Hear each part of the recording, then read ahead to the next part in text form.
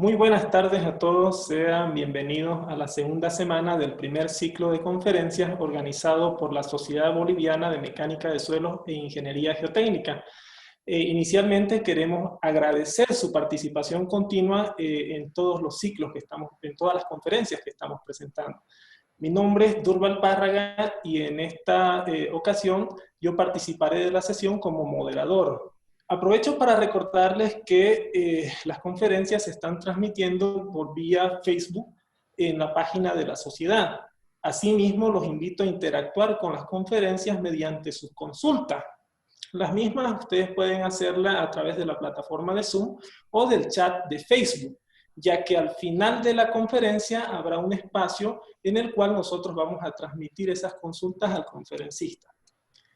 Sin más preámbulos, quiero dar inicio a la conferencia a cargo del ingeniero Arturo Dehesa, quien en esta ocasión nos hablará con respecto a la exploración geotécnica con perforación rotatoria y recuperación continua de testigos.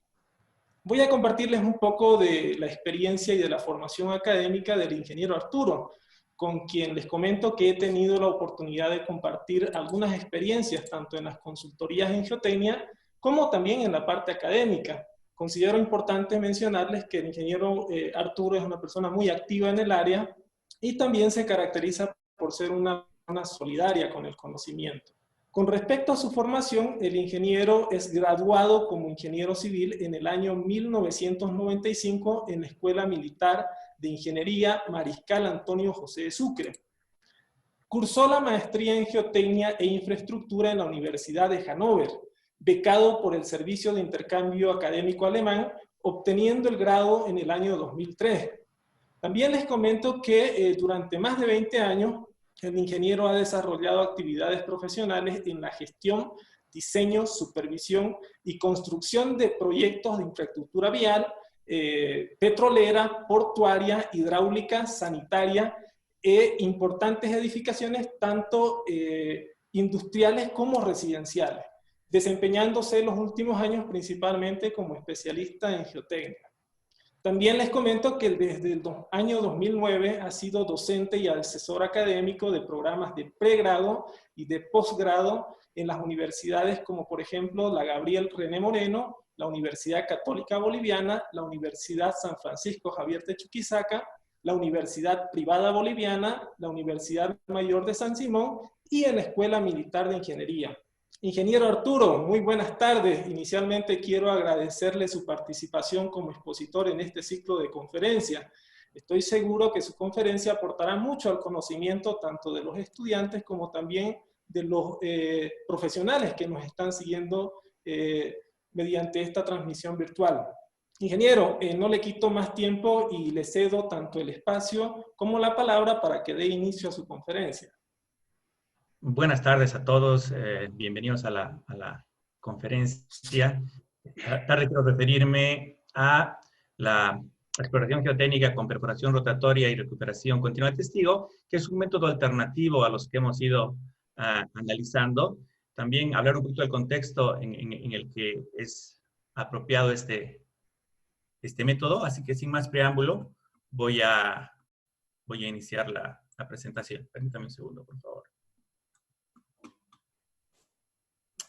Ok, básicamente he organizado la presentación con una pequeña introducción que tiene que ver con aspectos teóricos. Perdón. La presentación de la técnica, que es la perforación rotatoria con recuperación continua de testigos, y he querido volcar también eso en una experiencia puntual en la ciudad de La Paz, que es una ciudad muy interesante para esta técnica porque presenta combinaciones de capas de suelos rígidos con bolones bastante grandes que pueden llegar hasta los 2 o 3 metros de diámetro, como nos había mostrado el ingeniero Saucedo el día viernes. Y es una forma interesante de ver cómo se aplica o cómo se utiliza la información que se ha obtenido a través de la técnica de exploración. Bueno, iniciando la conferencia, el proceso de análisis geotécnico tiene que ver con esos 3 componentes que estoy mostrando ahí, ¿no? El modelo de comportamiento que elija, que puede ser muy sencillo como una ecuación, o muy complejo como un modelo por elementos finitos, los ensayos de laboratorio que tenga disponibles como información, pero además también el ensayo de laboratorio tiene un componente interesante que es darme el respaldo teórico en la obtención de mis parámetros geotécnicos. Y por otra parte está la exploración geotécnica, que tiene que ver con la obtención de muestras en algún caso, o con la realización de ensayos de campo, como los ensayos que nos han ido mostrando en las anteriores presentaciones, ¿no? Entonces, como pueden ver, estos tres elementos se retroalimentan, se alimentan uno de otro, ¿no? El modelo se alimenta de los resultados del laboratorio, que a la vez se alimenta de las muestras que le mandan del campo, y también cuando yo decido qué tipo de exploración geotécnica voy a hacer, tengo que tener una vista en qué tipos de modelo voy a utilizar y qué tipo de ensayos de laboratorio puedo hacer en mis laboratorios. Ustedes saben que nosotros localmente tenemos limitaciones en los laboratorios, todavía no disponemos de una gran cantidad de ensayos, entonces básicamente tenemos que planificar nuestras exploraciones para acomodarnos a lo que podemos realizar como ensayos, ¿no? Entonces, dentro de los distintos modelos, ya había comentado el ingeniero, el doctor Rojas, en la conferencia del martes, esta relación que se utiliza, que es aplicarle un factor 10 al conteo de golpes, y eso determina una resistencia admisible, entre comillas, asociada a cada conteo de golpes, ¿no? Como pueden ver, de 5 a 0,6, de 9 a 0,9, de 14 a 1,40, como criterio. Yo siempre me he preguntado por qué, a pesar de que recibimos formación en mecánica de suelos y en diseño de fundaciones, siempre finalmente terminamos asociando la resistencia al número de golpes, ¿no? En la mayoría de la concepción de los diferentes ingenieros, especialmente los ingenieros que tienen que ver con las estructuras, que encuentran recomendaciones en los textos de estructura de este tipo y asocian la resistencia directamente al conteo de golpes. Y lo que me viene a la mente es que si analizamos la mecánica al medio continuo, la definición de resistencia para un material, tanto en lo que se refiere a resistencia a esfuerzos normales como resistencia a esfuerzos tangenciales, es un valor único, ¿no? Por el mismo hecho de que el medio es continuo. Si cambio de material, evidentemente cambia ese valor de resistencia, pero siempre asocio un material a una sola resistencia dentro de la formación básica que aprendemos, ¿no? Entonces, tal vez donde no hemos hecho suficiente énfasis es que cuando tratamos con los suelos, antes de entrar al aspecto teórico, planteando el tema del modelo, ¿no? Si voy a utilizar este modelo de análisis, lo único que necesitaría saber sería una exploración geotécnica, sería saber cuál es la cantidad de golpes, ¿no? Ni siquiera sería importante el tipo de material o la clasificación del material, porque mi modelo es realmente muy, muy sencillo y no alcanza mayor profundidad, ¿no?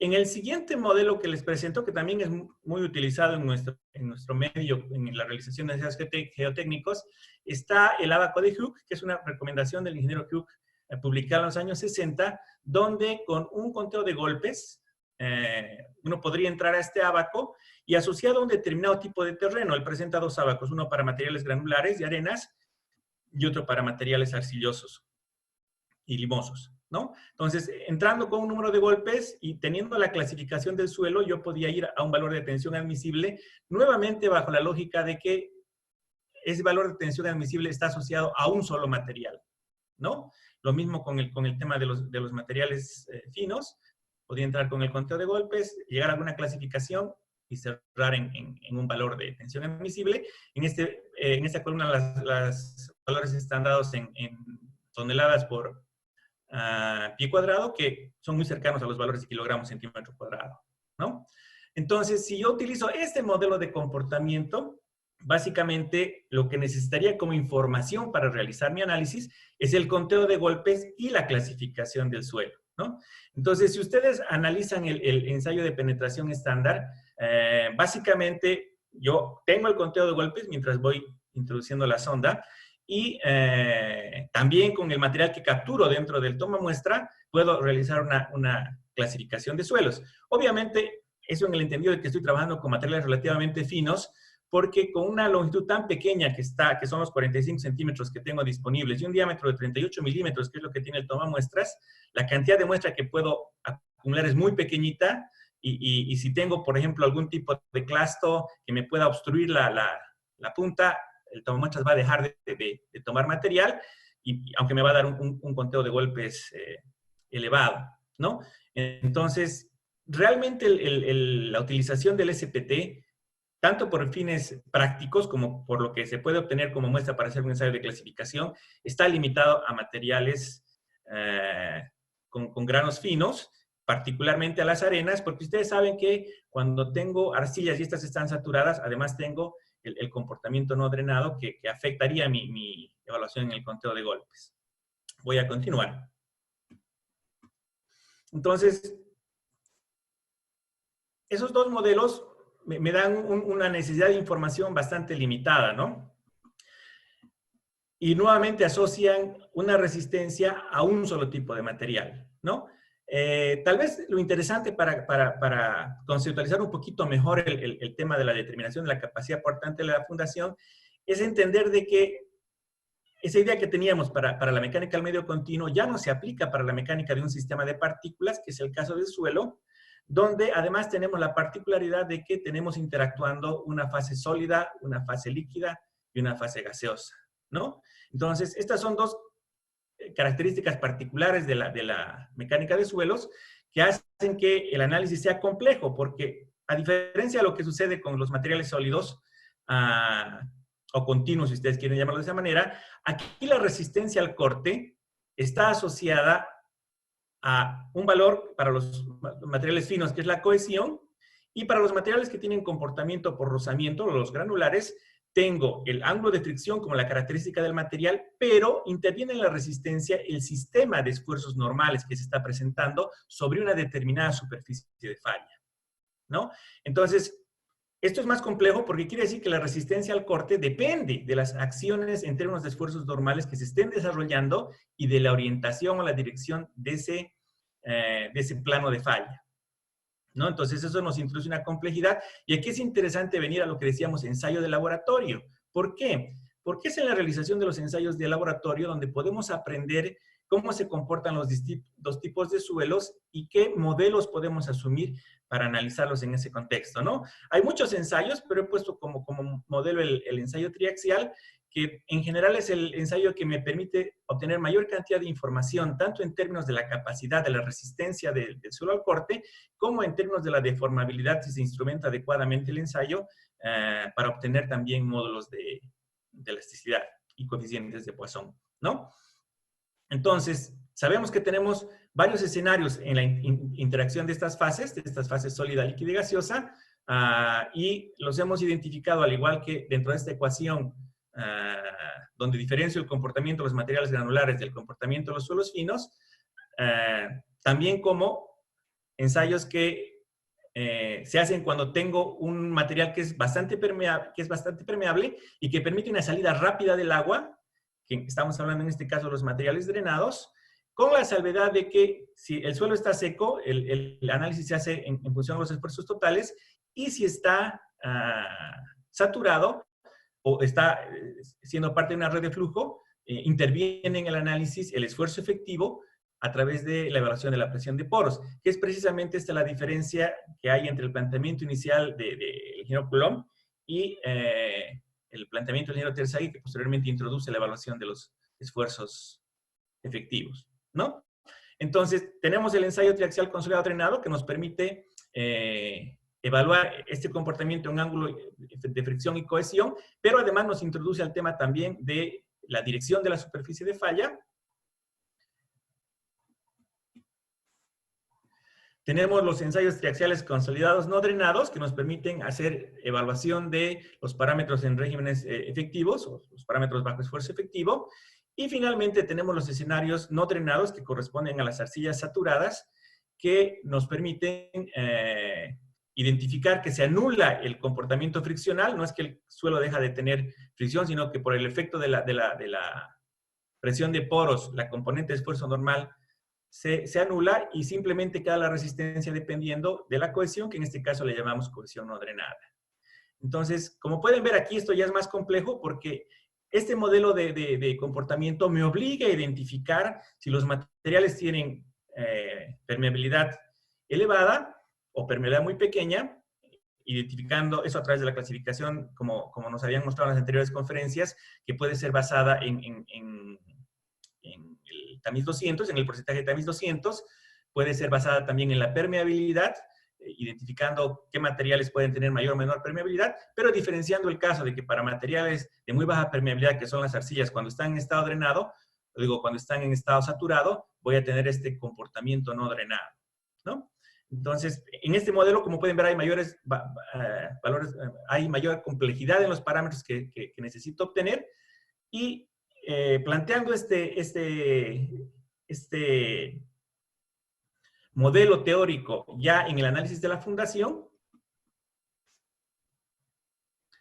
de manera didáctica, a mí siempre me ha resultado muy interesante el planteamiento inicial del ingeniero Rankine, que plantea el comportamiento de la fundación como la actuación de dos cuñas que generan empujes, ¿no? Una cuña activa, por efecto de la presión de la fundación, y una cuña pasiva, que vendría a ser el confinamiento, que es el que resiste el movimiento de la fundación, con las características que conocemos en la formulación de cuñas pasivas y activas, pero además que también está confinada por la presión del terreno que está por encima de la cota de fundación.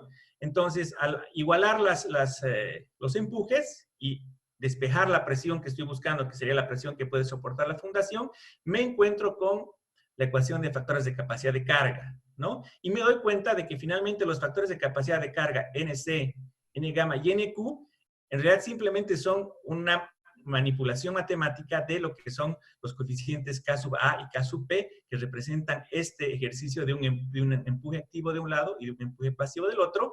Y el otro valor agregado interesante en este análisis es que me permite saber que la profundidad de influencia del análisis depende del ancho de la fundación y del valor del ángulo de fricción del material, ¿no?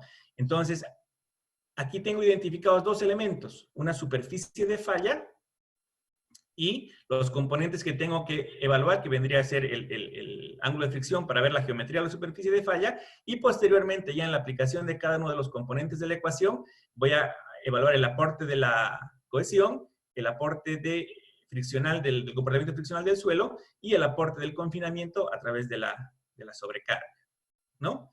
Entonces, sabemos que esta primera aproximación ha sido básica y más adelante otros autores han complementado esta formulación, corrigiendo principalmente la geometría de la superficie de falla y la consideración del esfuerzo efectivo, ¿no? Entonces, también siempre me pareció muy interesante, perdón, la anterior presentación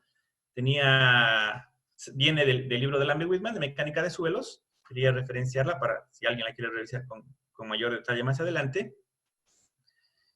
Y este análisis, que es una recopilación de cómo ha ido evolucionando la consideración de la ecuación de factores de capacidad de carga, está en el libro de Bowles, y hace una reseña de los distintos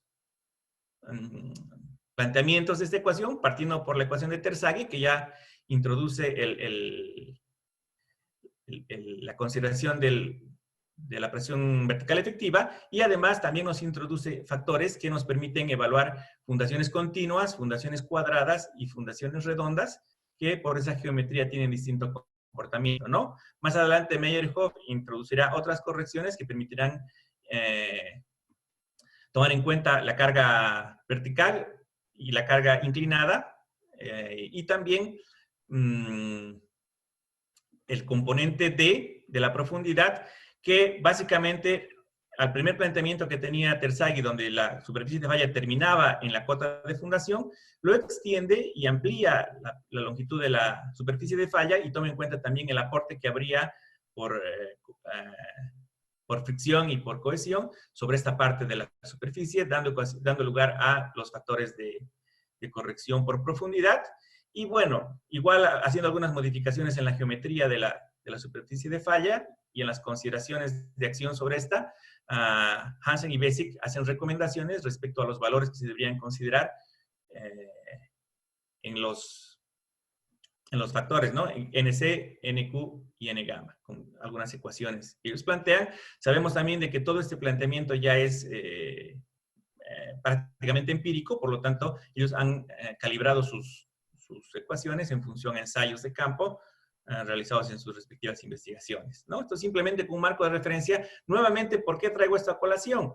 Porque teniendo ya este modelo más complejo, me doy cuenta de la importancia de tener información en toda la profundidad de influencia, en este caso de la superficie de falla, y también me doy cuenta de que necesito, si es que voy a analizar a través de este modelo, que vendría a ser la ecuación de factores de capacidad de carga, tener la cohesión y el ángulo de fricción de los materiales, y en la evaluación del régimen de tensiones que está aplicado en el suelo, los pesos específicos del suelo, no tanto el peso específico que está por debajo de la cota de fundación, que viene expresado en esta parte de la ecuación, como el peso específico que está por encima, que es este Q sub 0, que representa el gamma del suelo que está por encima, multiplicado por la profundidad de la cota de fundación. ¿No? Sabemos que tenemos también, en este caso, que hacer la consideración del nivel del agua, ¿no? Que el nivel del agua puede estar hasta la cota de arriba, en cuyo caso tendríamos que trabajar con pesos específicos sumergidos o bajo flotación, también se los denomina de esa manera, o en su defecto también, si los materiales son arcillosos y están saturados, tendremos que introducir valores cercanos a cero al ángulo de fricción, lo que va a hacer que las superficies de falla tomen formas semicirculares y los factores de capacidad de carga se vean disminuidos también, ¿no? Entrando a un régimen no drenado. Entonces, bajo este nuevo modelo, ya necesitamos mucha más información. Estos modelos se plantean desde la formulación analítica todavía para un solo tipo de terreno, pero sabemos que en la realidad podemos además tener la complejidad de tener el terreno estratificado, por lo tanto voy a tener distintos valores para los distintos estratos, ¿no? Y eso nos genera un elemento adicional de complejidad. Adicionalmente, dentro de los modelos de comportamiento de las fundaciones, de determinar la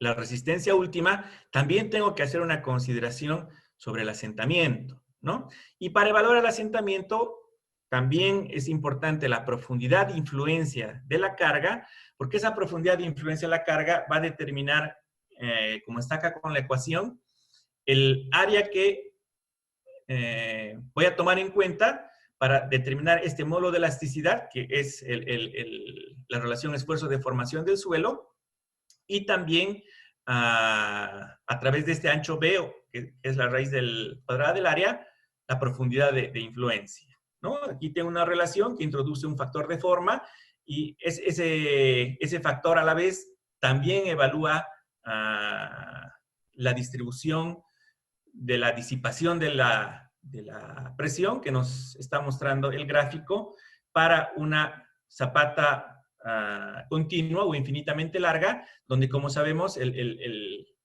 comportamiento del valor de referencia que utilizamos, que es el 20% de la disipación de la presión que se pone en la fundación, se da más o menos a 3 veces la base de profundidad, en contraste con la zapata cuadrada, que tiene una distribución tridimensional, donde este valor de 20% se da entre 1 y 1.5 dB, ¿no?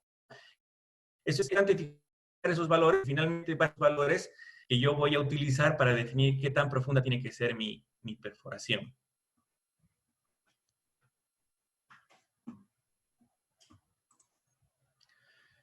Otro aspecto que no deja de ser importante, especialmente en el caso de consideración de cargas horizontales que generan momento, es el hecho de que al haber un momento, se va a producir una excentricidad en la aplicación de la resultante a la vertical y voy a tener la aplicación de tensiones diferenciadas en cada extremo de la fundación, pudiendo darse el extremo de tener un levantamiento, y la norma en general me permite hacer una evaluación simplificada donde me dice que puedo considerar un ancho B efectivo y una longitud L efectiva igual al ancho real menos 2 veces la excentricidad. Y lo mismo en la longitud real menos 2 veces la excentricidad.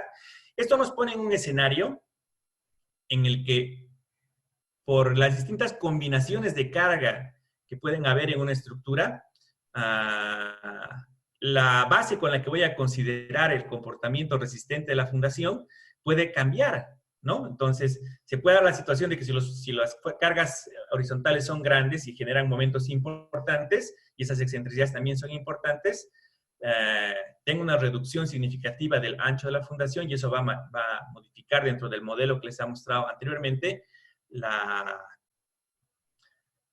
capacidad portante de la fundación y también va a modificar la forma en la que se distribuye el asentamiento en profundidad y va a cambiar el valor de asentamiento, ¿no? Entonces, eso nos introduce en un escenario de, aunque tengo una fundación que tiene un ancho físico B, voy a tener que ver en mi análisis también otros anchos que correspondan con el ancho efectivo en función de las combinaciones de carga que tenga y las excentricidades en las dos direcciones que se me produzcan sobre la fundación. Entonces, ese es otro tema que hay que tener en consideración.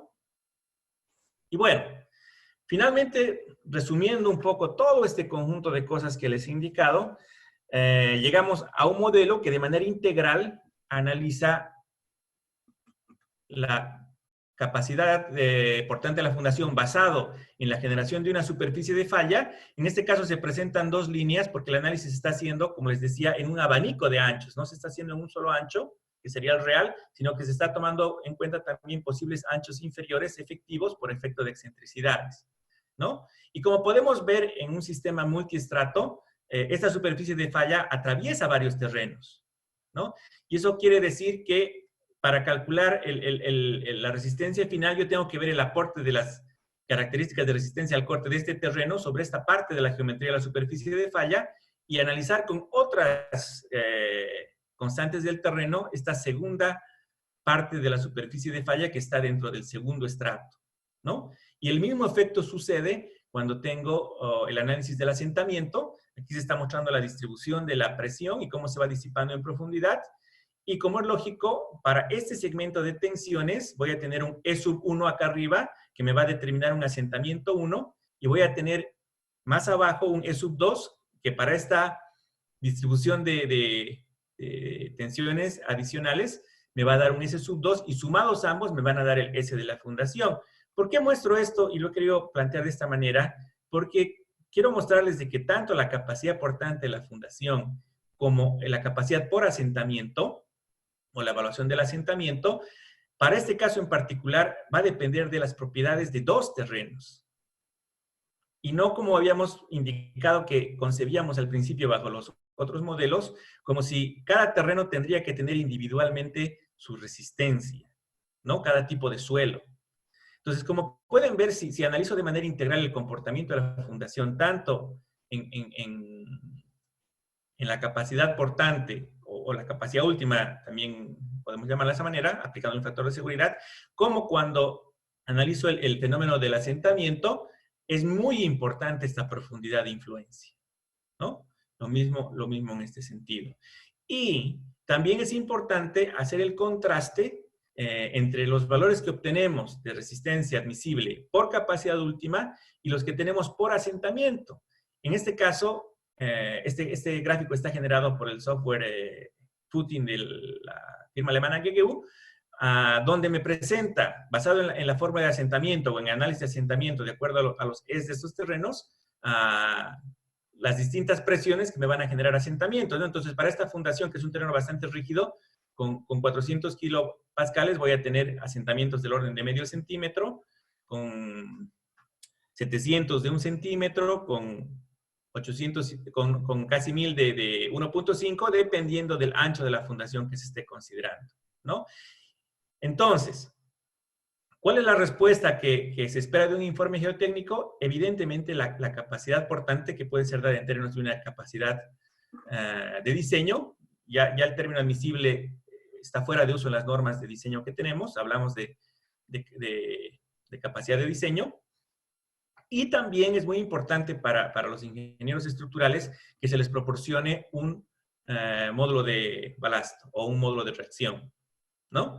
Que a rigor debería ser la relación que hay entre la presión aplicada y el asentamiento, que es esencialmente lo que les está dando este cuadro para cada base, ¿no? En cada valor donde yo tengo un ancho de fundación, voy a determinar un asentamiento y voy a poder obtener la tensión que le corresponde. Bueno, en resumen, planteando este modelo, que es el que utilizamos normalmente como el método analítico de evaluación de la capacidad portante, voy a hacer un pequeño zoom.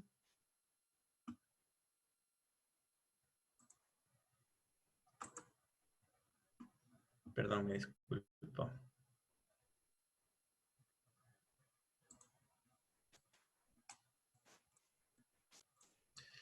Finalmente, ¿qué valores se me piden o qué es lo que yo debería obtener a través de los ensayos que realizo? ¿No? Debería obtener, para poder caracterizar esa relación de fases entre la fase líquida, la fase sólida y la fase gaseosa, el peso unitario seco y el peso saturado, ¿no? Y obviamente, muy importante, la posición del nivel freático, que está determinada acá en el modelo a través de esta línea, ¿no? Y luego el programa, a través de estos dos valores, puede evaluar si va a trabajar con los pesos saturados, los pesos secos o los pesos bajo flotación. Necesito, para cada material, que sí es un parámetro del material, el ángulo de fricción y la cohesión, y para poder evaluar la elasticidad vamos a necesitar, o digo, el asentamiento, vamos a necesitar el módulo de elasticidad y el coeficiente de Poisson.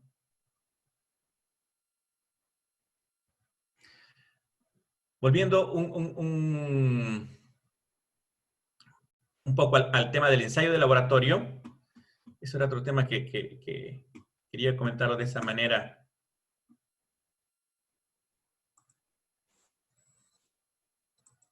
Cuando estábamos viendo el ensayo, si ustedes se fijan, el resultado que yo obtengo de los ensayos de corte no es una resistencia al corte.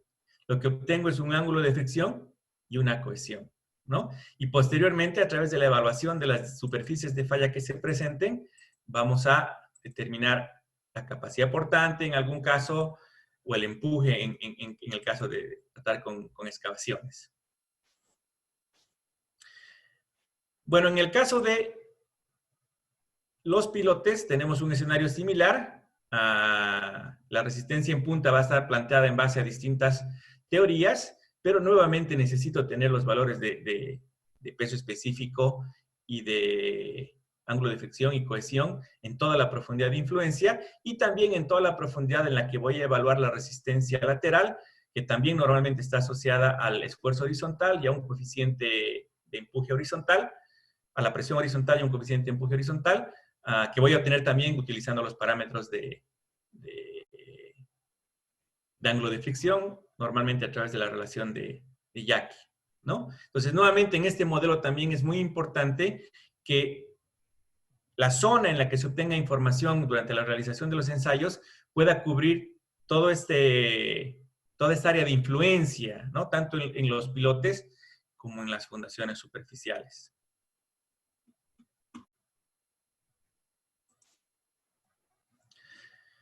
Bueno, entrando ya a los ensayos de campo, que vendría a ser el tercer componente al que me había referido,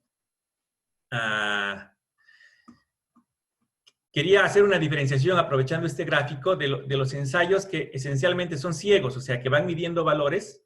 Como pueden darse cuenta, el CPT me da gran cantidad de esos valores que plantean los modelos de evaluación analítica de la capacidad portante de la fundación.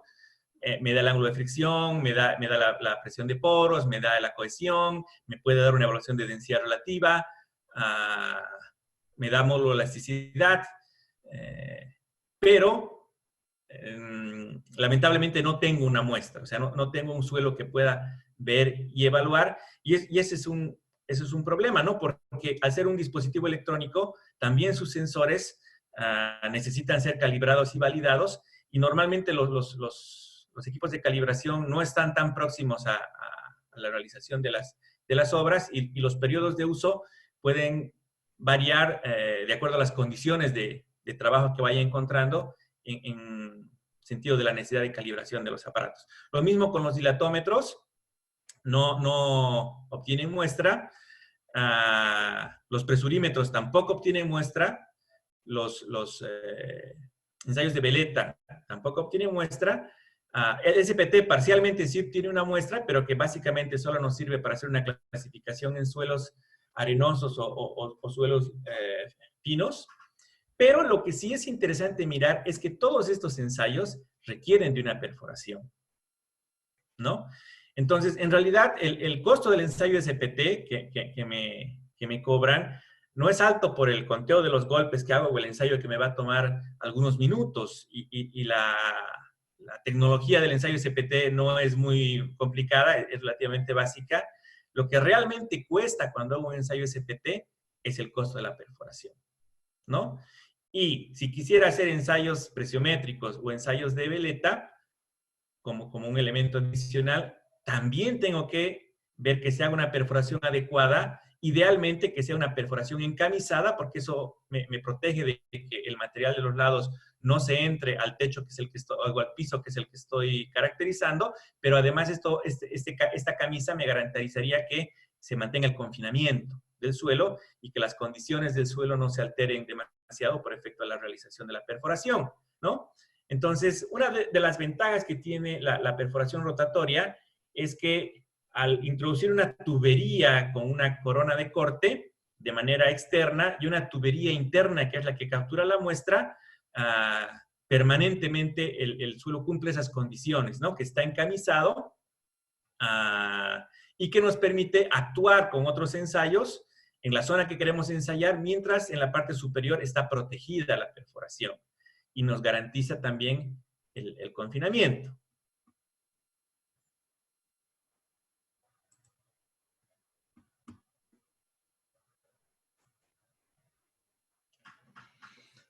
Obviamente la ventaja especialmente del ensayo CPT es la lectura continua de la información, pero he querido poner estas reseñas que son las recomendaciones del Reglamento de Diseño de Puentes del ASTO en su capítulo 10 de fundaciones, que me indica cómo debo usar los datos que leo de campo, de ensayos de campo, para su aplicación. Y en lugar de usar un modelo que me dice n sobre 10 o usar el ábaco, estas relaciones están más acordes con el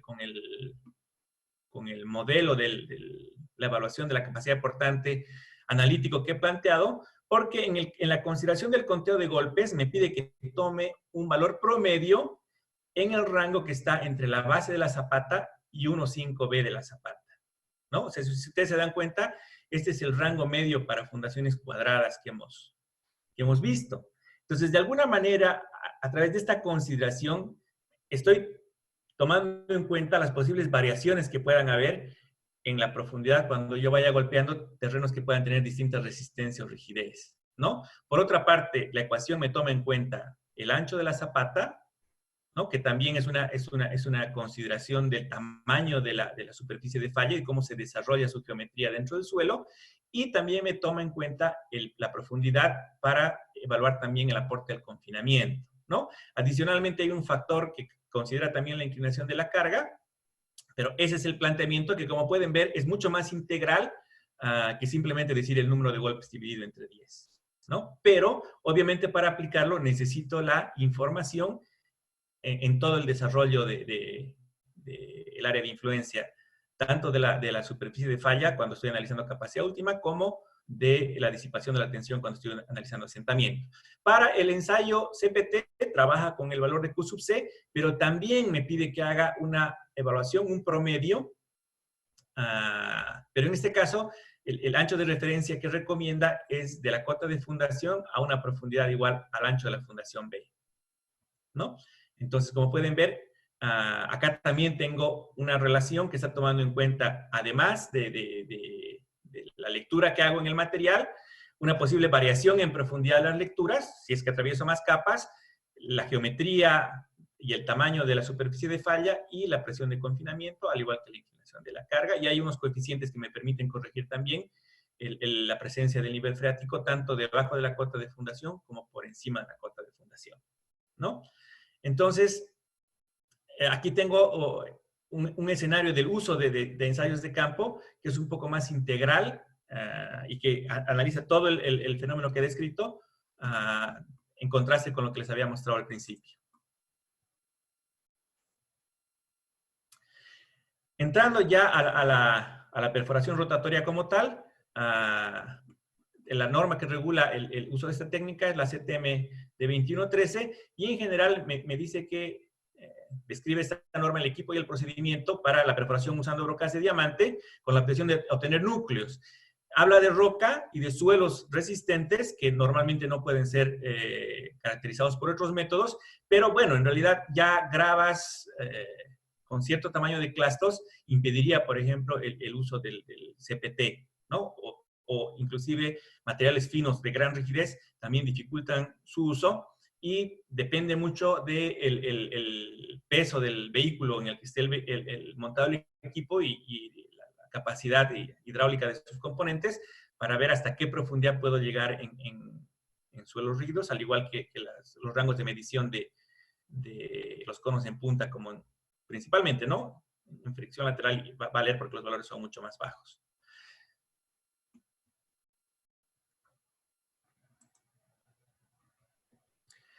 Bueno, estos son los equipos que normalmente se utilizan para hacer la perforación rotatoria. La característica que tienen es, al igual que otros equipos de perforación, tanto de pilotes como inclusive de perforaciones más grandes, tienen un mástil y en el mástil tengo una cabeza de rotación o un cabezal que se mueve sobre el mástil a través de una cadena o de una cremallera, lo que me permite combinar torque o rotación y presión, normalmente que se ejerce a través de la cadena o la cremallera, o tracción o levantamiento si es que utilizo los guinches que están encima de la torre y que descuelgan para poder levantar las herramientas o en algún caso sacar la tubería. Adicionalmente tengo una carcasa de protección y también tengo mordazas abajo que me permiten atrapar y soltar, de modo de que pueda ayudar en la metodología de perforación, que la vamos a ver un poquito más adelante. Acá tengo una foto del equipo, que es un equipo estándar intermedio, con dimensiones, en este caso, de altura de mástil de 8 metros, una longitud que debe estar alrededor de los 6 metros y un ancho que está en 1,90 m. ¿No? Aquí hay una vista de lado del equipo y igual muestra las condiciones en las que el equipo se plega para poder moverse de un lugar a otro. Y aquí, para ilustrar un poco mejor el procedimiento, he colocado un video que no es muy largo, pero que es mejor que lo que yo pueda decirles, así que lo vamos a colocar y voy a ir describiendo el procedimiento. Entonces, ahí está introduciendo la tubería interior a la que me refería, que es la que captura la muestra.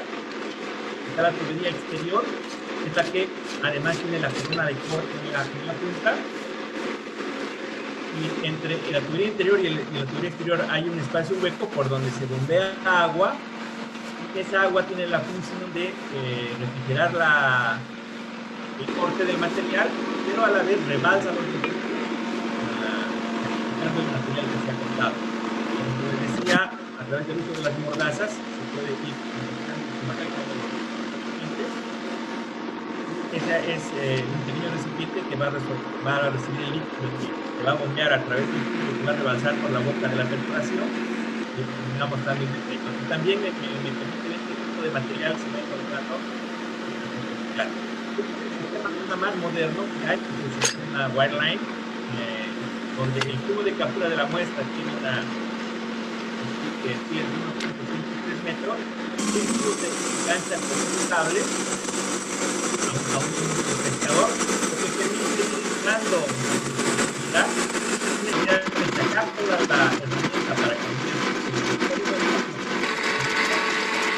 pescador y se engancha al segundo saco. Estamos haciendo ya de presión combinada con la presión de agua, igual que igual de gestionar.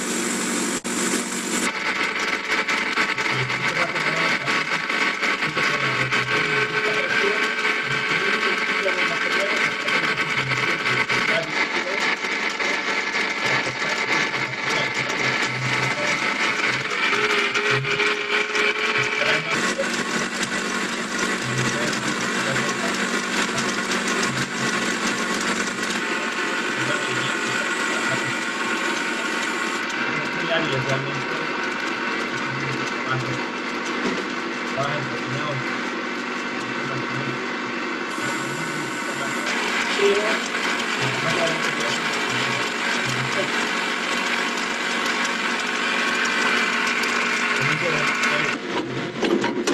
estos equipos tienen incorporados un martillo.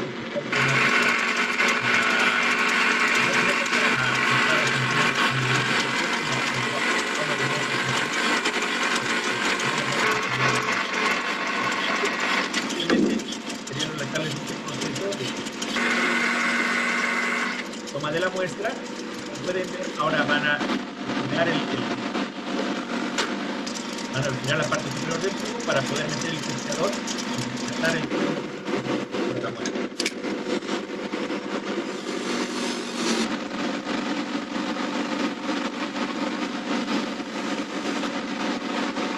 Este proceso se va repitiendo más y más. Normalmente, ingeniero Arturo. Perdón. ¿Sí?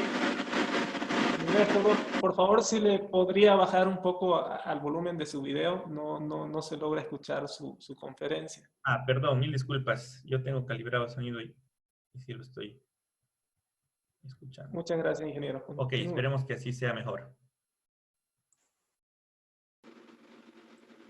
¿Está mejor ahora? Sí, ingeniero, está muchísimo mejor. Ok, bueno, ahí está entrando el pescador, captura el tubo interior. En este caso, el sistema este es el de triple capa. O sea que además de la tubería externa e interna, tiene una tercera tubería que permite empaquetar o capturar el material y facilita la salida porque, como van a ver, le van a inyectar aire comprimido y como hay una tercera protección, una tercera funda, fácilmente se va a desplazar esa funda hacia afuera y se va a poder tomar la muestra. Lamentablemente hay muy pocos equipos en el mercado con este sistema triple. Normalmente en nuestro mercado, en esta etapa, se golpea el tubo interno y se va expulsando poco a poco la muestra.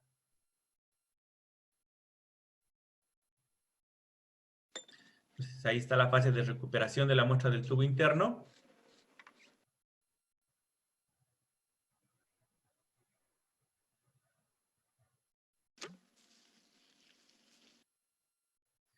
Y esencialmente ese es el testigo que se recupera, ¿no? Como pueden ver, aunque es una muestra que tiene un nivel de alteración por el tema del corte, el mismo hecho de que el tubo interior sea flotante hace que mientras la tubería externa está girando y cortando, la tubería interna se mantenga como flotando y eso genera una menor perturbación sobre la muestra, ¿no? Entonces, inclusive yo puedo empaquetar esta muestra en tubos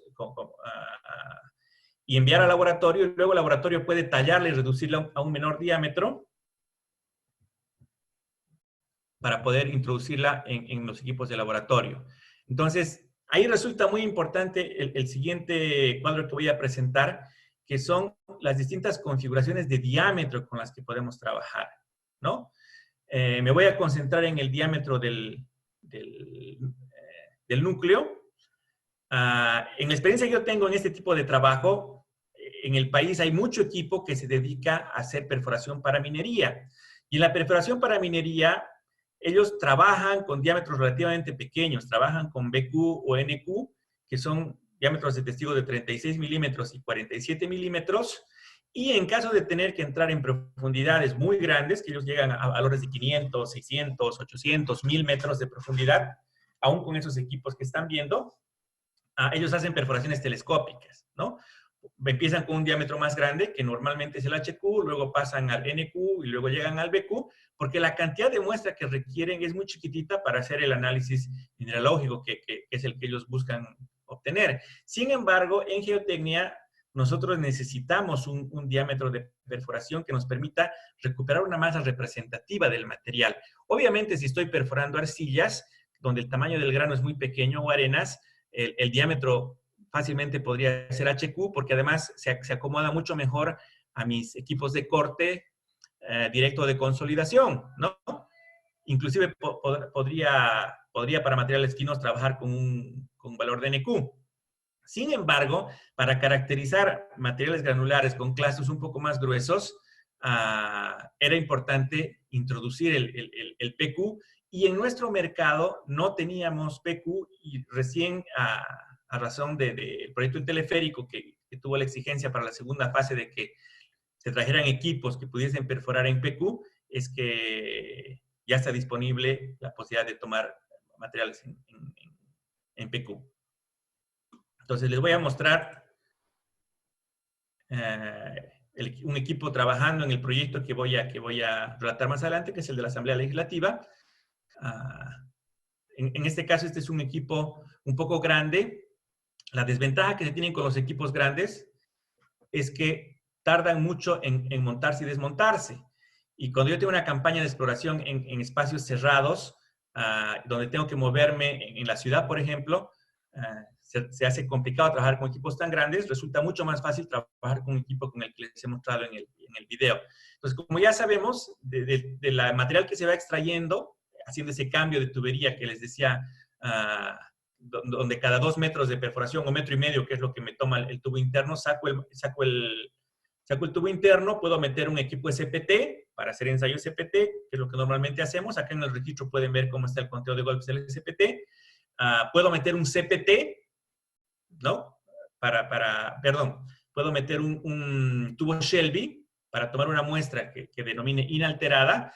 Entonces, ahí sí sería necesario tener por lo menos 63 milímetros de diámetro en el interior en el tubo para meter un Shelby de 50 milímetros, o tener 79, que es lo que me proporciona el PQ, para meter un Shelby de 63 milímetros, si quisiera llevar muestras más grandes a mis equipos de laboratorio, ¿no?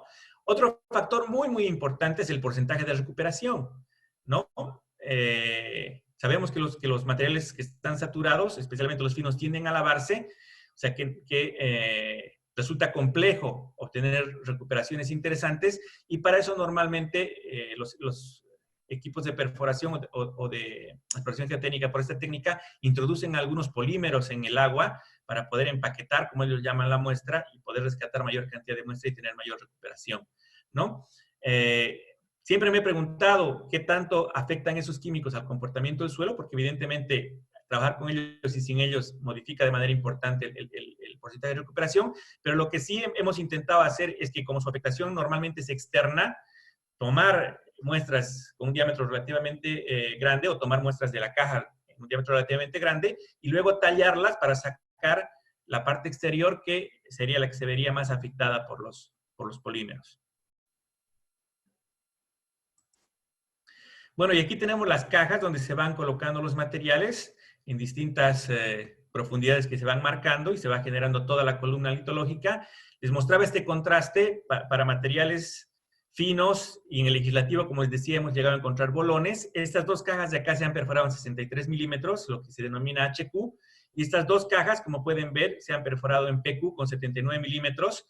La recuperación y la integridad de la muestra, especialmente los materiales granulares, es mucho mejor, pero en materiales finos también se nota, ¿no? Acá abajo en oscuros están viendo las arcillas de la Formación La Paz, y más arriba en color más claro se ven los materiales de la grava Miraflores, de las que vamos a hablar en el pequeño análisis de caso que les voy a mostrar muy rápidamente.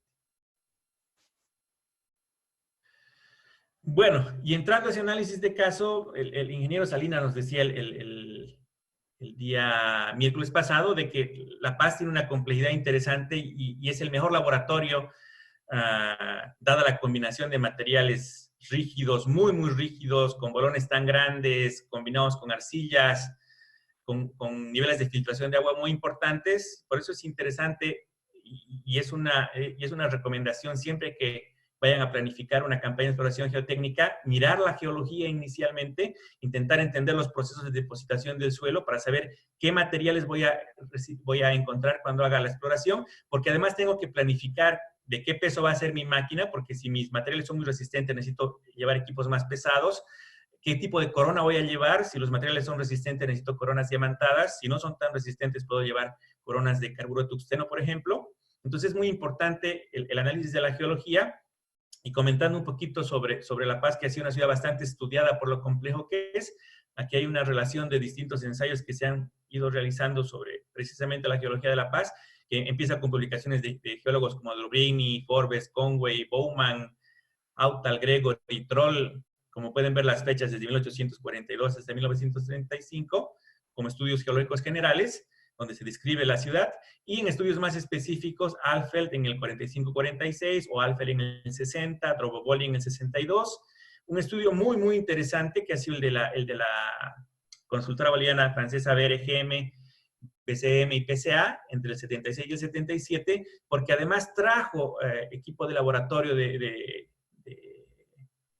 tecnología de punta para ese momento, y se quedó ese equipo en el gobierno municipal de La Paz, y se pudieron desarrollar ensayos. Es más, muchos de la información que está en este ensayo en función de parámetros de consolidación, por ejemplo, o de ángulo de fricción y cohesión, todavía siguen siendo referencia ante la poca disponibilidad de equipos de laboratorio que se tiene todavía en la ciudad, ¿no? Adicionalmente, sabemos que el gobierno municipal de La Paz ha desarrollado un mapa de riesgos cuya primera versión se ha dado en el año 2004, y a partir de ahí ha ido actualizándose con distintos criterios. Y este precisamente es el mapa que en esa época nos presentaba la consultora francesa boliviana, donde se caracteriza la geología de la ciudad, donde podemos reconocer principalmente en verde la cáscara o la costra donde se están fundando la mayoría de los edificios elevados, que constituye el Prado, Miraflores, precisamente se denomina Grava Miraflores, y algunos sectores en Irpavi y en Calacoto, en contraste con todo lo que son remociones en masa, que están en celeste, que son terrenos deslizados, y lo que está en café, que son depositaciones del terciario neógeno, que vendrían a ser las arcillas de la formación La Paz. Entonces, para entender un poco el tema, se maneja un esquemita del proceso de formación geológica, donde se dice que había un gran lago inicialmente, y que ahí se ha producido la depositación lacustre que genera la base del valle, que son las arcillas. Posteriormente eso se abre y empiezan a generarse cursos de agua que van generando una nueva topografía, un nuevo relieve en esta base, y a través de un proceso moreno-glacial se produce la introducción de la costra, ¿no? La costra esta que les estoy hablando, que vendrían a ser las gravas Miraflores, y posteriormente a lo largo del tiempo los procesos de deslizamiento y de flujos de barro y de torrentes de barro que han ido haciendo que el material lateral se vaya deslizando y vaya encontrando un nuevo equilibrio. Entonces, esencialmente lo que podemos decir es que este es el mejor terreno para construir, que son las gravas. Por debajo, si encuentro la formación La Paz en su depositación original, también es muy compacta y resistente, pero todo lo que son estas coloraciones celestes, que son los flujos de barro, los torrentes de barro, resultan muy, muy mal material, normalmente fino o gravas arcillosas, saturadas, que siempre tienen comprometida su estabilidad, ¿no? Acá está el mapa de riesgo del gobierno municipal, que es otra de las referencias que utilizamos. Y, bueno, comento este gráfico y este libro que se llama Experiencias Municipales del Valle de La Paz, que es del ingeniero Marco Maldonado, precisamente haciéndole un homenaje póstumo al ingeniero Maldonado. El ingeniero ha fallecido este año, y él ha sido durante yo estimo, más de 50 años, parte de distintos programas del gobierno municipal de La Paz, y se consideraba la memoria viva de la geología en La Paz. Yo tuve la fortuna de compartir oficina con él un par de años mientras trabajé con la Oficina Mayor Técnica de la Alcaldía, y realmente cada charla con él era una clase magistral, porque además era una persona de una generosidad increíble. Bueno, y precisamente de este libro viene este esquemita que precisamente muestra lo que les digo, ¿no? La formación base de arcillas, este contacto, que además da fe de la ocurrencia de un fenómeno volcánico, porque es una cinerita, es una ceniza volcánica que se constituye entre entre ambos, y por encima esa morena fluoroglacial, que es la grava Miraflores, que a lo largo del tiempo se ha ido moviendo y se ha ido deslizando, además de este fenómeno de infiltración de agua que viene de la parte alta del alto o de la otra ladera, y que filtra hasta el contacto con la cinerita o con la arcilla, y luego fluye y va saliendo por donde, en vertientes, por donde puede, por donde alcanza una salida, ¿no? Entonces, esto genera una situación muy compleja en La Paz, Y bueno, este es el caso que les quería comentar. Es el edificio de la Asamblea Legislativa que presentó también el ingeniero Saucedo, donde tenemos el inicio en la perforación geotécnica y la finalización ya con las pantallas construidas. Voy a ir un poquito más rápido. Siguiendo la recomendación del ingeniero Santamarina, del profesor Santamarina, perdón, en el concepto, yo acostumbro siempre trabajar con una campaña previa de geofísica, normalmente de sísmica de refracción o sísmica pasiva, para tener una idea de la distribución de las capas y tener una idea de los valores de rigidez, porque eso permite planificar un poco mejor la campaña de exploración geotécnica. Este era el edificio que era el objetivo de ese trabajo, con los 5 sótanos que están ahí abajo, que era la excavación que se realizó.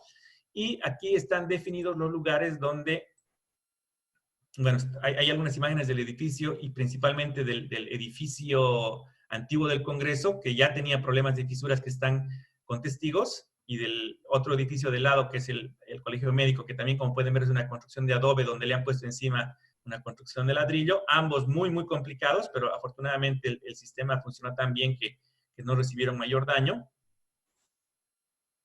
La evaluación de la geología de la zona, siendo esta la ubicación del edificio, inicialmente creíamos que este color más oscuro marca las arcillas de la formación La Paz, y pensábamos que podíamos estar totalmente dentro de las gravas, como había sucedido con el Palacio de Gobierno, pero en nuestro caso justo caímos en el contacto, y eso se muestra inicialmente a través de estas líneas de sísmica que se hicieron. Y tenemos una primera evaluación de los materiales. En realidad, esto está en la dirección transversal a la pendiente. Se muestra un coluvio, un depósito superficial encima, y por debajo ya depósitos aluviales, y por debajo de eso las arcillas. Y aquí ya tenemos una primera evaluación de las rigideces de ese material en base a la geofísica, que nos permitió saber qué tipo de perforación tenía que introducirse. Estos son los puntos en los que se ha perforado. Están espaciados más o menos entre 20 y 30 metros. Esta dimensión es 30 y este es 60 metros. Y aquí hay que tomar en cuenta de que por un lado teníamos la perforación para las fundaciones, que es lo que se está marcando acá, y por otro lado también se tenía que caracterizar los muros para determinar los empujes que iban a actuar contra las pantallas de estabilización. Por lo tanto, las perforaciones se han distribuido para poder cumplir ambos propósitos, ¿no?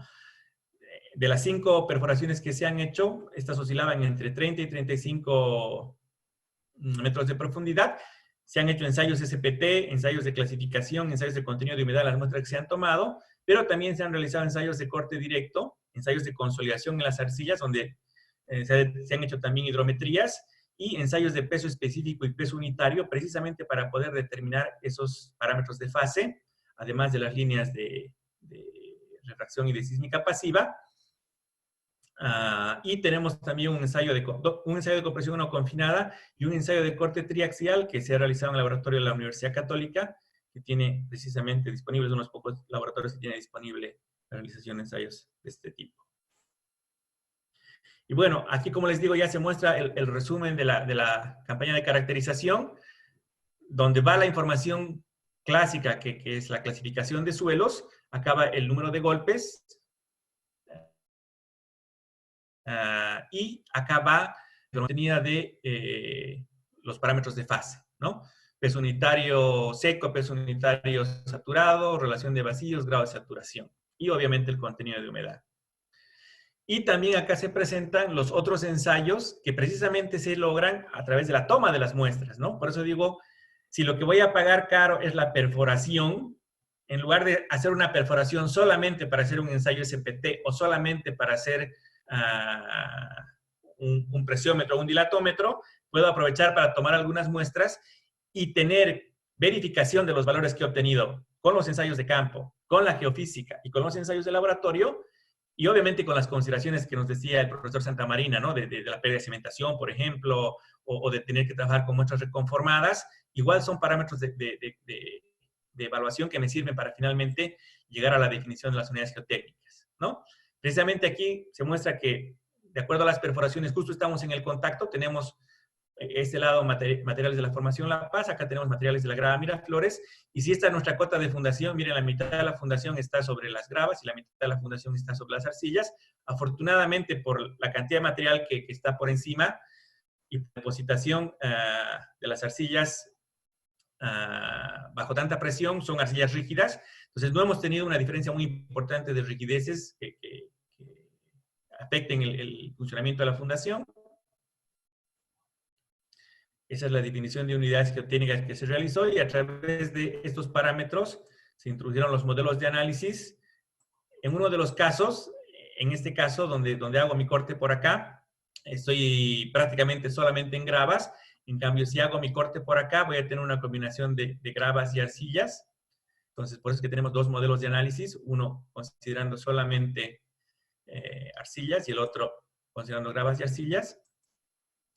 Finalmente, esta es la caracterización de comportamiento de la fundación. Con los modelos se ha proporcionado capacidad última, consideración de asentamientos y módulo de balasto, y con estos valores se ha podido introducir al modelo del edificio, y a través de la consideración de los resortes tengo los asentamientos del edificio y tengo las presiones aplicadas por la fundación, solamente uno de los estados de carga. Y para la consideración de las pantallas, igual se tienen los valores que se muestran acá arriba, de peso específico, de ángulo de fricción, de cohesión, de módulo de elasticidad y coeficiente de Young, para poder evaluar cómo interactúa el terreno con las pantallas. Gira, o sea que se mueve, debería ser triangular, pero en este caso es más trapezoidal, y a través de esta distribución de presiones luego tengo las solicitaciones de momento, de normal y de cortante sobre el muro, así como la evaluación de desplazamientos horizontales. Y bueno, básicamente este ha sido un pantallazo. Me habían pedido que no me extienda mucho, así que creo que a pesar de mi deseo vamos a tener que hacer una ronda de preguntas relativamente corta de unos 20 minutos para poder cumplir el tiempo que estaba programado. Les agradezco mucho la atención y ahora respondo sus preguntas. Ingeniero, felicidades por su exposición, realmente muy interesante los criterios que nos ha compartido en su conferencia. Ahora le voy a pedir, por favor, que procedamos a responder algunas consultas que se generaron por los espectadores. A ver. Cristian Segovia consulta: ¿cómo puedo definir de manera analítica la profundidad del sondeo mediante perforación para una represa cimentada sobre roca? Ya. Bueno, de todas formas, la represa con su geometría va a determinar una profundidad de influencia con respecto del terreno de fundación, ¿no? Entonces, en realidad es esa la profundidad de influencia que se tiene que tomar en cuenta para evaluar la perforación. Me olvidé comentar, pero otra de las cosas interesantes del equipo es que permite obtener testigos en roca, y también que hemos realizado en geotecnia para presas, ensayos de Lujon, por ejemplo, que nos permite de alguna manera, además de la evaluación del testigo y la determinación de su RQD, utilizar la permeabilidad que utilizamos en el Lujon para ver el grado de fracturación de la roca, ¿no? Y tener una idea, y también para poder evaluar más adelante los procesos de inyección, qué tan eficientes son respecto a la mejora de la impermeabilidad del terreno de fundación de la presa, ¿no? Pero nuevamente, yo vuelvo al criterio del profesor Santamarina, ¿no? Hay que entender la física, hay que entender la mecánica de lo que estamos analizando, sea una excavación, sea una fundación, sea una presa, y si entendemos eso, vamos a poder definir de mejor manera tanto la campaña de exploración como los ensayos que puedo realizar. Muchas gracias, ingeniero, por su respuesta. Vamos a proceder a otra consulta. César Romero, bueno, a modo de saludarlo inicialmente, consulta: ¿con qué energía se debe tomar la muestra de tubo Shelby? ¿Hay alguna metodología normada acerca de la energía que se debe debe aplicar para la Bueno, toma en de una realidad muestra con tubo? no conozco un parámetro de energía. Lo que sí es cierto es que trabajamos a velocidad relativamente bajas, ¿no? Debemos hacer toma de los 5 centímetros del tubo o 50 o 60, dependiendo del dispositivo, en rangos de 2-3 minutos, ¿no? Perfecto, ingeniero. Muchas gracias por su respuesta. Aquí hay otra consulta. A ver, ingeniero, no sé si tiene el dato, pero Alexander Mazó consulta, en las tablas se observó que trabajaron sobre la formación La Paz y Grava de Miraflores. De acuerdo con los modelos numéricos, ¿cuáles fueron las tensiones que aproximadamente identificaron en el proyecto? Ya. Bueno, este proyecto es bien interesante porque tiene un núcleo estructural con 4 puntos de apoyo. Usted sabe que además es el primer edificio metálico, totalmente metálico en su estructura. Y en esos puntos han llegado a generarse concentraciones de tensiones del orden de los 6 centímetros, 6 kilogramos centímetro cuadrado, 7 kilogramos centímetro cuadrado. En el resto de la fundación, el valor era, pero hay que hacer una consideración. Hemos estado en promedio más o menos 18 metros, ¿no? Si le pongo un promedio de 20 toneladas metro cúbico, estamos hablando de que el peso del terreno que se ha retirado es un poquito superior de lo que se iba a recibir como carga con los 20 y tantos pisos. O sea, en realidad el desafío no representaba la fundación porque sabíamos que era un material que ya había alcanzado la presión de trabajo, como decía el profesor Santa María el sábado. A mí ya me cargaron con esto a mandarlo, no hay problema. El tema es accesible principalmente por el diseño de las pantallas, ¿no? Entonces, ahí también hay un fenómeno que no lo comenté, que aprovechaba para comentarlo, en la evaluación de dónde es la posición del nivel freático, porque precisamente esa posición influye increíblemente en el comportamiento, en la evaluación tanto del empuje como de la resistencia. Teníamos el problema de que cuando tú perforas, el agua que viene por los lentes granulares se mete dentro de la perforación, más el agua que tú le introduces a la perforación. Normalmente cuando sacamos la herramienta le dejamos un tubo ranurado para poder usarlo de piezómetro, pero sin embargo la cuenca es tan grande que seguía aportando agua y seguía aportando agua y nos daba el nivel freático como si estuviéramos en el punto de contacto entre el material de la formación La Paz y la grava, ¿no? Pero sabíamos que eran aguas que estaban filtrando, o sea, que no era un agua, un nivel freático que afectaba las arcillas, sino que era agua de filtración que venía de la parte superior de la cuenca y que seguía entrando. Entonces, adicionalmente, en algún momento se hizo una geofísica eléctrica y se evidenció de que no había saturación en los materiales, pero sí que íbamos a tener que drenar esos lentes de agua que ya en el momento de hacer la excavación, como les mostró en la foto el ingeniero Saucedo, nos entraban por las paredes que venían de la parte alta de la cuenca y se tenían que colectar y se tenían que drenar, ¿no? Muchas Creo gracias, que... ingeniero, por su respuesta. Aquí tenemos otra consulta de Rodrigo Hernández. ¿Realizaron algún análisis de compensación por la profundidad a la que desplantan las zapatas? Bueno, en realidad en la determinación de la presión última se toma en cuenta el confinamiento y eso nos da valores de presión última muy, muy altos, ¿no?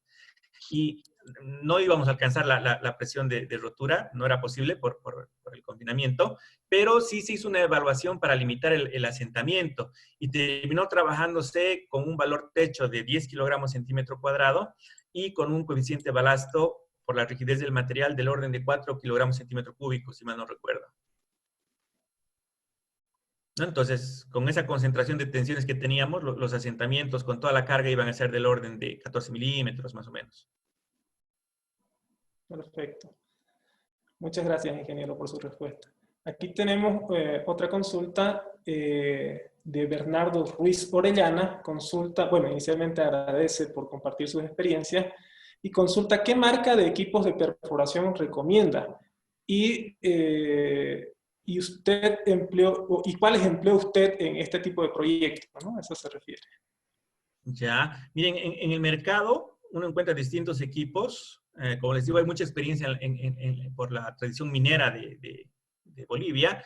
Y les he mostrado información de un equipo Bollinger canadiense, el que están viendo en las fotos, por ejemplo, que está precisamente navegando en el Río Grande para llegar a Rositas. Es un equipo Rolatec español. Sé que la Universidad de San Simón ha comprado un equipo dando inglés. También sé que otras empresas han traído equipos brasileros de buena calidad. Entonces, con los que yo he trabajado específicamente son con estos que les menciono, ¿no? Con los canadienses y con los españoles. También hay equipos italianos muy buenos en el mercado, ¿no? Bueno, eso me parece maravilloso y quería comentarlo, ¿no?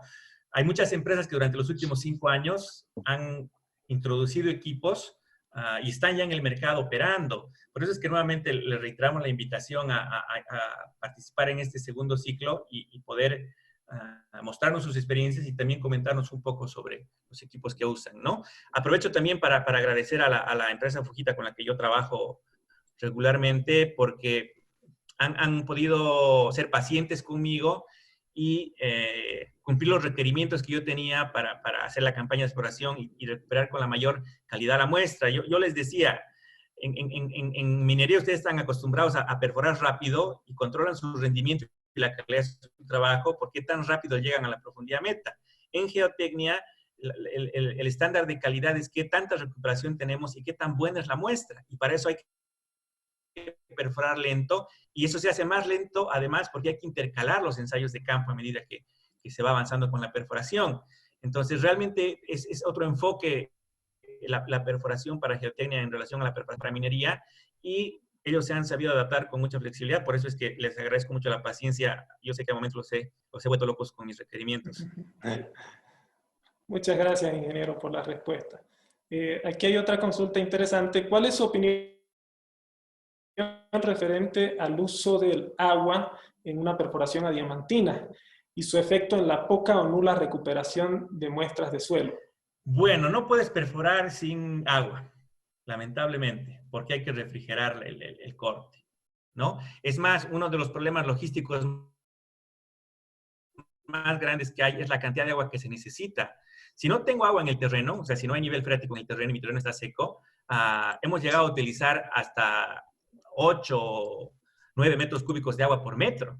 Entonces, imagínense que si tengo que entrar 30 metros, tengo que prever tener 300 metros cúbicos de agua. Y si me toca perforar en una elevación a 80, 90 metros del río, tengo que poner 3 o 4 estaciones de bombeo para llevar el agua allá arriba. Cuando el terreno tiene agua por el nivel freático, entonces la aceptación, la toma de agua de la perforación disminuye, ¿no? Porque ya se perfora con el agua que está dentro del propio terreno. Cuando el terreno está seco, se supone que el agua que le metemos básicamente influye el área de corte, y la muestra que se está introduciendo dentro del tubo interno no se ve tan afectada por el agua que se utiliza con la metodología, ¿no? Obviamente hay un cierto nivel de afectación, pero no es tan drástico. Y cuando el terreno está por debajo del nivel freático, ya es la propia agua del terreno la que afecta, ¿no? Y más bien lo que se quiere es recuperar el terreno con la consideración de la cantidad de agua que tiene. Muchas gracias, ingeniero, por su respuesta. Ahora vamos a pasar a hacer una consulta que se realizó vía Facebook, ¿sí? Oscar Zabalaga consulta ¿cuáles son los ensayos y la forma de hacer la perforación en lechos de río para el diseño de pilas y estribos? Ya, bueno, normalmente en lechos de río demanda la necesidad de tener una plataforma de trabajo, ¿no? Entonces, con material probablemente aluvial del propio río, normalmente se construye una plataforma y la perforación se hace sobre la plataforma.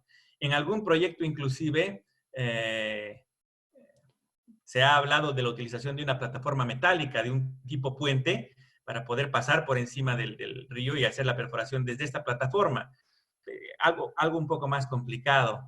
Y como pueden ver, los equipos por su tamaño también pueden trabajar en condiciones bastante limitadas. Aquí hay una perforación dentro de galería en una presa para caracterizar precisamente núcleos después de haber hecho un proceso de inyección. Y también hemos tenido perforaciones que se han tenido que hacer dentro de ambientes donde se está haciendo una revisión, por ejemplo, de lo que pasa con el terreno en un segundo sótano y el equipo solamente entra a la planta de arriba y la tubería tiene que atravesar 2 plantas antes de llegar al terreno, como un ejemplo, ¿no? Pero la consideración logística que se tendría que hacer es tener una plataforma. Obviamente, si mi plataforma tiene, por ejemplo, 2,5 metros de altura, y esos primeros 2,5 metros que voy a caracterizar, los voy a tener que desechar y tendré que entrar ya con la caracterización del terreno de solera a partir de esa profundidad, ¿no? Muchas gracias, ingeniero, por su respuesta. Bueno, esas son todas las consultas generadas. No sé, ingeniero Rodrigo o Fabiana, si ustedes tienen alguna consulta por otro medio. Buenas noches, ingeniero Arturo. La verdad es que se ha manifestado en las redes sociales muchas felicitaciones hacia su persona por la conferencia, por el sentido práctico que le ha dado y por lo útil que ha sido, ¿no? Felicitaciones principalmente de todos los puntos del país, así como de otras latitudes de países también que nos están siguiendo. Agradecerle a usted por esa conferencia de tan alto nivel. Y básicamente eso serían las manifestaciones en las redes sociales, doctor. Gracias, Rodrigo. Ingeniero Arturo, nuevamente felicitarlo por su excelente presentación y también por dar respuesta a las consultas de los espectadores. Bueno, comentarles como dato que hemos tenido aproximadamente 300 espectadores en la conferencia, ¿no? Muchas gracias, ingeniero Arturo. Antes de despedirme, quiero comentarles 2 cositas. La primera es que sigue abierta la convocatoria para presentar ponencias para el segundo ciclo de conferencias organizado por la Sociedad Boliviana de Mecánica de Suelos e Ingeniería Geotécnica. Por otra parte, también quiero invitarlos a participar de la conferencia del día de mañana, la cual titula Talleres de Laboratorio, Comparación de Resultados de Ensayos Específicos, la cual estará a mi cargo, ¿sí? También, antes de despedirme, quiero agradecer al equipo técnico de la Universidad Privada Boliviana por la colaboración en la transmisión de este evento, ¿sí? Bueno, muy buenas noches a todos y los esperamos el día de mañana. Muchas gracias.